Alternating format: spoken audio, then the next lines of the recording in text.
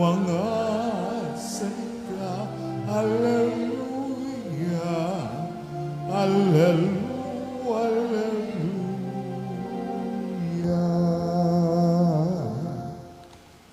Sumainyo ang Panginoon. At sumaiyo rin. Ang mabuting balita ng Panginoon ayon kay San Lucas. Papuri sa iyo, Panginoon.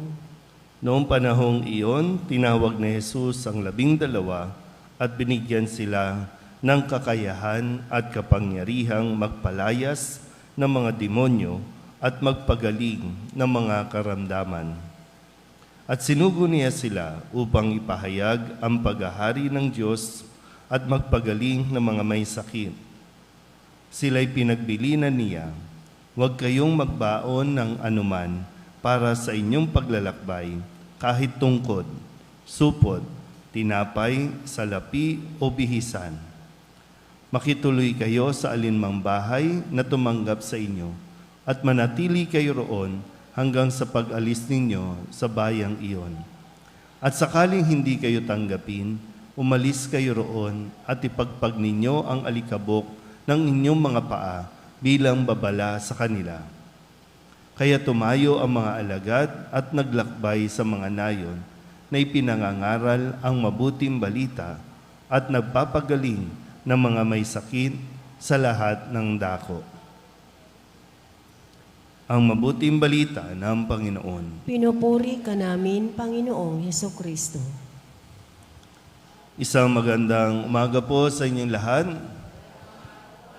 Ngayon po ay Miyerkules ng ika-25 linggo sa karaniwang panahon. At sa magang ito ating narinig ang pagtawag sa mga alagad upang isugo sa kanilang mga gawain na para sa mga nakalipas, lagi nilang kasama si Jesus sa pagpapagaling ng mga may sakit, sa pagpapalayas ng mga demonyo o masasamang espiritu.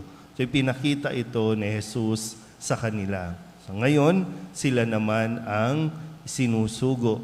Sila lang. No? Kumbaga, binibigyan na ng pagkakataon ni Jesus na gawin naman nila ito nang hindi nila kasama physically si Jesus.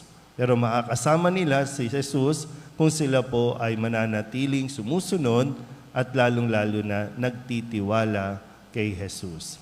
Ang kanilang gawain ay isang malinaw na hindi lang gawain nila, kundi nakikiisa sila sa gawain ni Jesus. Pero bago sila isinugo, huwag nating kalimutan na sila po ay binigyan muna ng kakayahan at kapangyarihan para gawin ang mga nagagawa ni Jesus. Binigyan muna bago pa pinagbilinan kung ano at paano nila ito gagawin sa kanilang paglalakbay.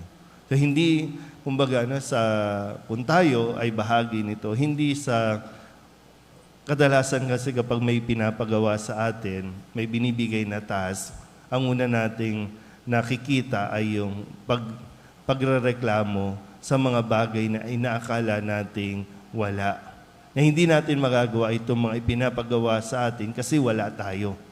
Either wala tayong pera, wala tayong damit, wala tayong pagkain, wala tayong kung anuman na siyang nagiging hadlang tuloy para sumunod tayo kay Jesus. Tandaan natin ulit, no? Umpisa pa lang, bago pa isinugo, ay pinagkalooban na sila ni Jesus ng kakayahan, ng kapangyarihan. At itong kapangyarihan ito o kakayahan, sapat na iyan para hindi problemahin yung mga kakailanganin mo na hindi naman dapat. Minsan kasi mas nauuna yung pag-aalala natin kaysa doon sa pagsunod. Yung maganda po, no, itong panalangin din dito sa aklat ng Kawikaan. Ang panalangin niya, sabi, nihiling ko 2 bagay lang bago ako mamatay. Habang sinusunod, no, habang ginagawa ang kanyang misyon, 2 bagay, sabi niya, huwag siyang hayaan maging sinungaling. Pangalawa ay yung huwag siyang payamanin o pahirapin. Kasi ano ba nangyayari? Kapag ang isang tao yumayaman, pati ang Diyos kini-question. Kapag siya naman ay naghihirap, ang Diyos ay kanyang pinagre-rebeldihan. O kaya kapag sabi niya dito, no, kung maghirap ako, baka matuto akong magnakaw at lapastanganin kita. O kailangan tayo, no, sikapin natin, nakafocus tayo, nakatuon tayo sa kung ano ang ating misyon. Sa mga alagad, at marahil sa atin din, anuman ang ating propesyon, anuman ang ating pinaglilingkuran sa atin pong larangan, manatili tayong sumusunod ng may pagtitiwala sa Diyos. Amen?